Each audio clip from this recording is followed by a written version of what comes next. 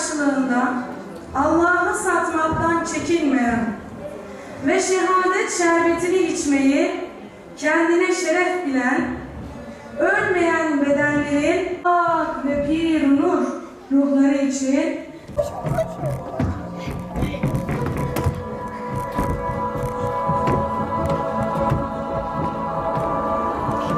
Programımızın genel başlığı zamanın ve mekanın mimarı kadınlar.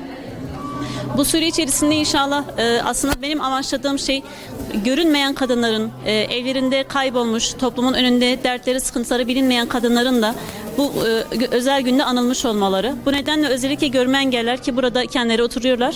Görme engeller sınıfımızla beraber bir program icra etmeye çalıştık. Aynı zamanda Suriyeli kadınların da dramlarını, sıkıntılarını dile getirmek istedik. Bu yüzden bir Suriyeli kardeşimizden konuşma yapmasını istedik. Beraberinde bir de kendisinin bizzat yazmış olduğu bir şiir var. Çocuğunu kaybetmiş bir annenin hayatından bahsedecek. Böyle yani genel manada bütün kadınlar aslında yürek birlikleri içerisinde olsalar bizim kadın merhametinin bütün dünyanın sorunlarını çözeceğine inanıyorum. 10 öğrencimiz var. Bu konuda da kadınlar önderlik yaptılar aslında. Önce bayanların kursu açıldı. Onların böyle Kur'an-ı Kerim okuma konusundaki heyecanları, arzuları, iştiyakları bir erkek sınıfımızın da açılmasına vesile oldu. Yani bu konuda biz Hazreti Hacer'in sünnetini yerine getiriyoruz. Arkasından o koşuyor, biz de arkasından inşallah koşuyoruz. Bütün dünya kadınların arkasından koşmaya devam ediyor inşallah. Sadece görme engelliler üzerine. Şu anda sadece görme engelli ama Allah nasip ederse işitme engellilere dair de bir sınıf açmak istiyoruz. Genel manada bir engelli kursumuz olsun istiyoruz. Tam manasıyla böyle bir kursumuzun olmasını istiyoruz.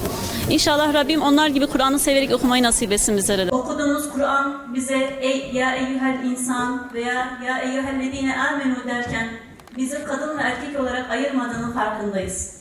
Biz Rabbimizin huzurunda kul olduğumuz zaman Rabbimizin bizim erkek mi kadın mı olduğumuza bakmadan sadece şu kalbimizdeki imanımıza baktığının çok iyi farkındayız. Allah la yenzuru ila etsanikum ve la ila suverikum velakin yenzuru ila kulubikum.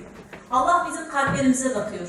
Allah'ın huzurunda benim ismim Ahmet mi, benim ismim Mustafa mı, benim ismim Zeliha mı, benim ismim Fatıma mı bunların bir